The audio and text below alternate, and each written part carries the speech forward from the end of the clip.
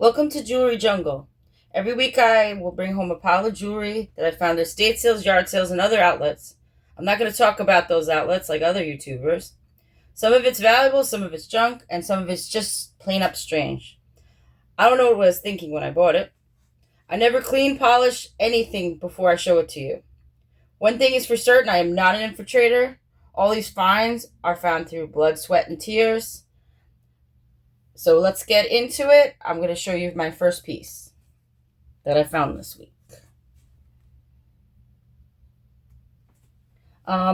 This seems to be a vintage Italian micro mosaic brooch. It's featuring a floral design here of glass and tiny multicolored flowers, as you see here, and which I do know are made of ceramic. And these vines on the outside I don't typically see with brooches from micro mosaics, but this is new to me. On the back, it's clearly marked Italy, which is what you want to find with these kind of souvenir brooches from Italy. The metal is unknown. It's definitely not sterling or anything, but really nice piece.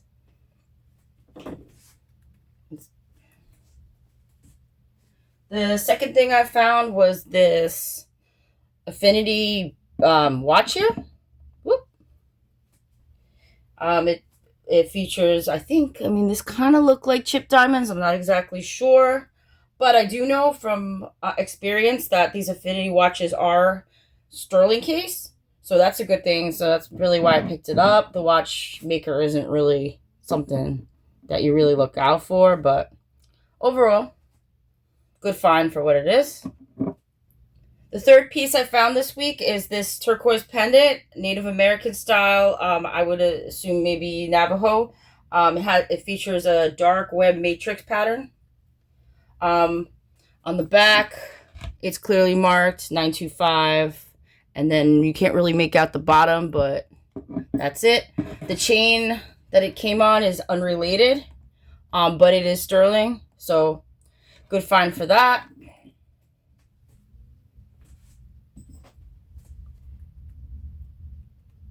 The next thing I found is the interesting story. So let me pull that out. This next piece I found, we had walked into an estate sale about, now we're late. We had somewhere else to go at the time, so it weren't really looking to find anything left. That's how it works in New Jersey. However, we came in, the table was pretty much like ransacked, but I did find this one piece. It was this, I went to the back of it. This necklace pendant was marked $40, but I thought that was reasonable for it, with matching earrings, which were $20. I was able to get down to $55 for the set. However, I did find a random bangle there at the sale, so I come in and I'm like, well, how much for this bangle? Honest question, just to, because I was interested in it. And the lady went behind and took out her loop, of course, because as we all know, estate sale companies aren't all that knowledgeable. It's all about Dr. Google. It's about whatever they're doing, but I don't know how these people are running sales if they're not knowledgeable about the pieces that they have on the table. So, like in most cases, the lady says, "Oh, I can't sell you that," which is the thing that we hear the most. I can't sell you that. I'm like, well, why is it on a table for sale at an estate sale if you can't sell me that? Oh, we need to have this appraised. Okay, well, aren't you able to appraise an item if you're supposed to be a somewhat professional running a sale in one of the richest parts of the country? Okay. So, preceding that, I turn to my partner and we're just talking a little bit. And no, the lady, and I don't want to even say the B, but I will say it that way. She is what she is. She took it, she put it in her purse, and then she said to her worker, "Please put this in the other room." Yeah, we know what you're doing. You're not putting in your purse to be appraised for. You're pocketing that, and you're bringing it to get melted. So these sophisticated sales that have their noses up in the air, Don't believe it. They're full of, you know what I mean. It's all, smoke and mirrors. Oh, you're so sophisticated. We're having this beautiful sale in Bergen County. It's a huge house. It's full of treasure or whatever. Don't believe that stuff. You go to a mid-sized house in the middle of nowhere in a rinky-dink town. That's where I find better stuff. Okay. So I digress. Coming in strong are these Taxco, I believe they're Taxco sterling silver earrings featuring oval marcasite stones and distinct green stripe patterns. I know they're Taxco because they're clearly marked on the back, but of course they never give you the original backings. I don't know. Tell me in the comments, when you find jewelry, oftentimes the backing is BS. They put some comfort back on a silver earring. You find some basura on a gold earring, but it's doesn't make any sense, and that's why you can never sell. That's why you have a whole pile of silver earrings, and you can't sell them because you got no backings. So the next piece I have is, don't mind my watch. My watch imprint. My watch is a little bit tight on me right now. Too much salt, I guess. So, right, what you're seeing, I think it's Mexican fire opal on sterling with a toggle back. Really, really neat bracelet. However, it needs a lot of cleaning. But, we don't show things clean. We show them as we find them. So, very nice.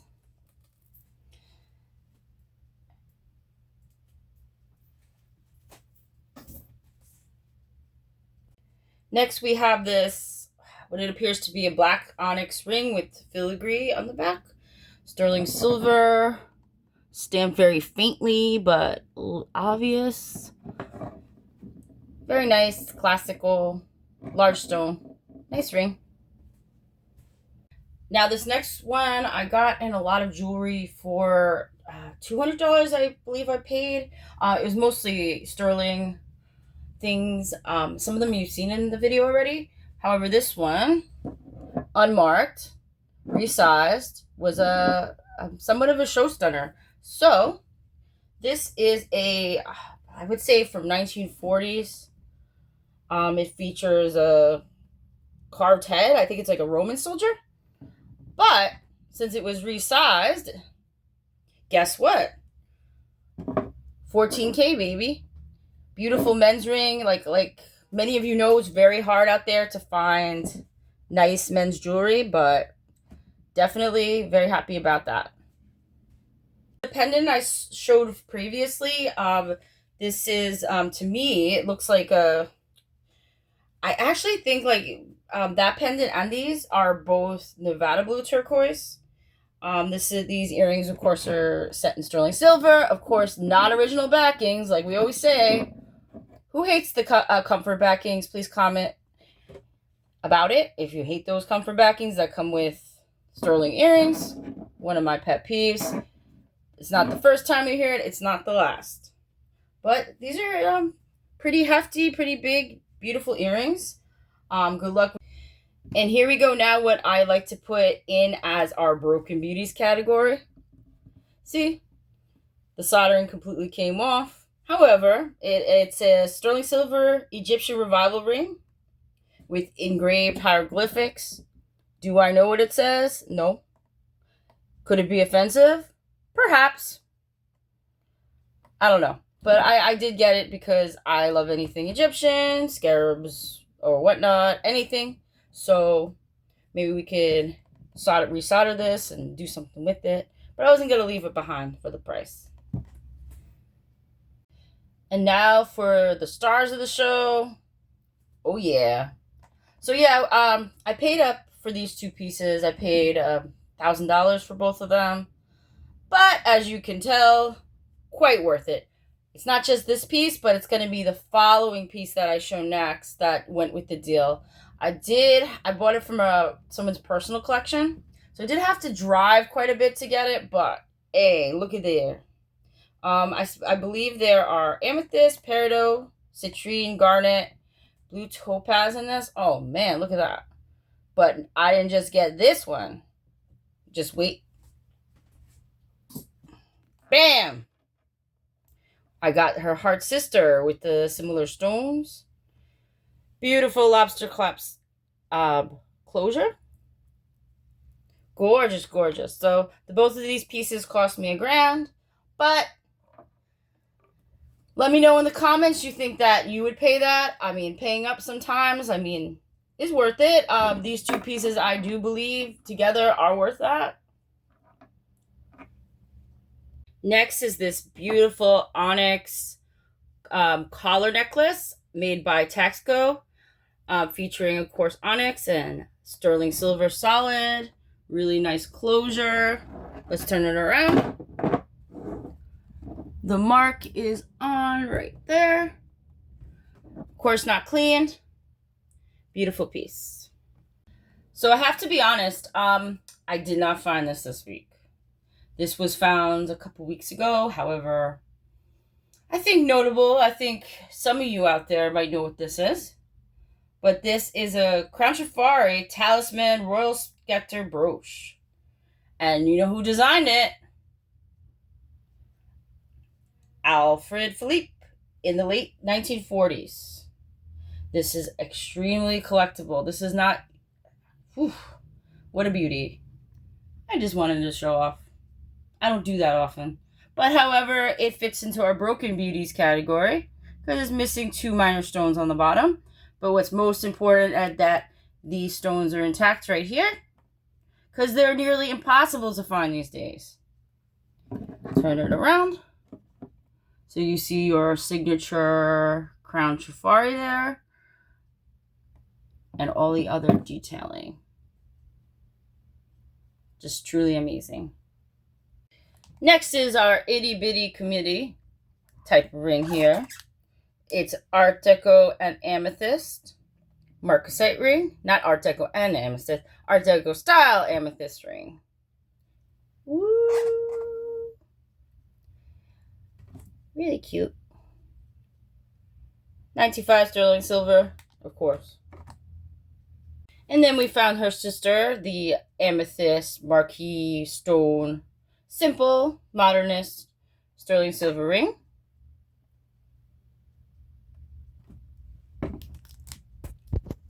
And her sister from another mister, Art Deco style Navette ring with garnet, which I never find garnets in there. Of course, marked. Let's see if we can see the mark in this one.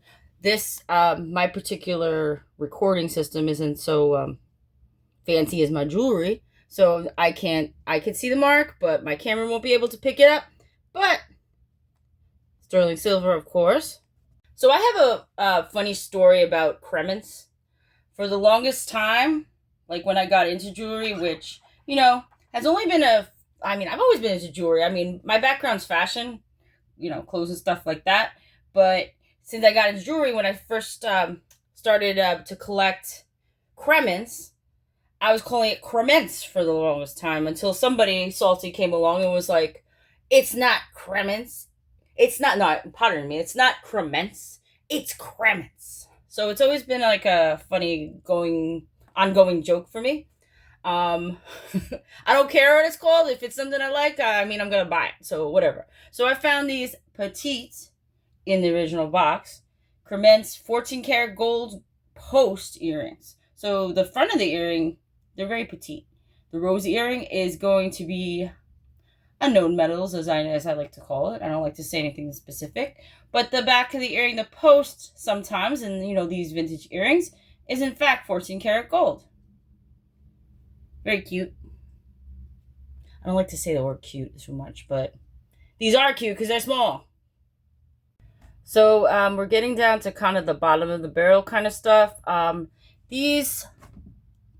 many people, usually when you see this at whatever sale you are, what does this usually mean to you?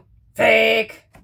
Because all these modern, like, made in China kind of companies have been making these, like, I don't know what you call them. I mean, comment if you know what they're called, the actual proper description of it. But these are real sterling for once. Because this is usually like the Timo Especial, these backings. But, you know, you got some nice hollow modernist hoops here. And actually definitely very desirable right now. Great. And I know we're not really ending strong, but I picked up this little scarecrow dude. Some people say it's a ragdoll, some people say it's a scarecrow. I had to look this one up actually. But he's made of sterling silver, and I would think like he's mid-century at some time, but he's just kind of a weird little guy. He's like my little mascot this week, scaring away all the nasty people at the sales, all the infiltrators, all the lowlives, all the gypsies, all the people that wheel and deal and do trickery to get what they want. All those people melting down all of this beautiful pieces of jewelry that they could honestly sell. But Gold Fever has them. So this scarecrow, maybe I'll wear him next week to scare away the bad energy of people around. Go, what's up?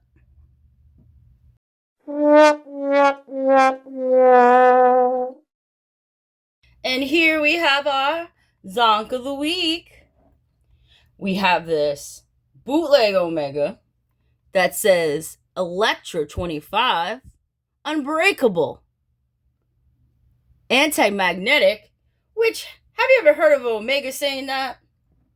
Ofega, I call it. On the back, it says Swiss made.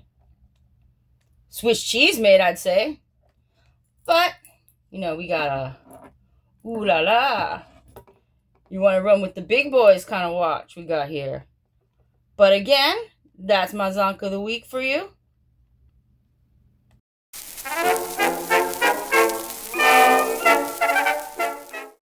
As the sun sets on another day of searching, I am reminded that jewelry is never the only thing we discover. We also uncover character.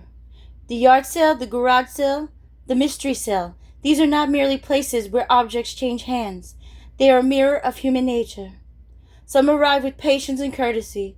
Others come armed with deceptions, entitlement, and the belief that winning matters more than integrity. There are estate sale companies that value profit over fairness, infiltrators that seek advantage through secrecy and manipulation, and those who conduct raises more questions than answers. Plato taught us that appearances often deceive us. The glittering object is not always the greatest treasure, just as the loudest competitor is not always the wisest collector. The true prize belongs to the person who could distinguish imitation from authenticity, not only jewelry but in people. This hobby can feel like a jungle. Every table is another survival of the fittest. Every box of tangled necklaces is another test of patience. Every crowd is another lesson of restraint. The temptation is to bring as ruthless as those around us. But philosophy reminds us that when we surrender our virtue to defeat another, we have already lost something more valuable than any gold brooch or sterling bracelet. Wisdom is knowing that fortunes come and go. Today's empty-hand hunt may become tomorrow's extraordinary haul. The dishonest may celebrate a quick victory, but reputation endures far than a bargain won through deceit. I thank you very much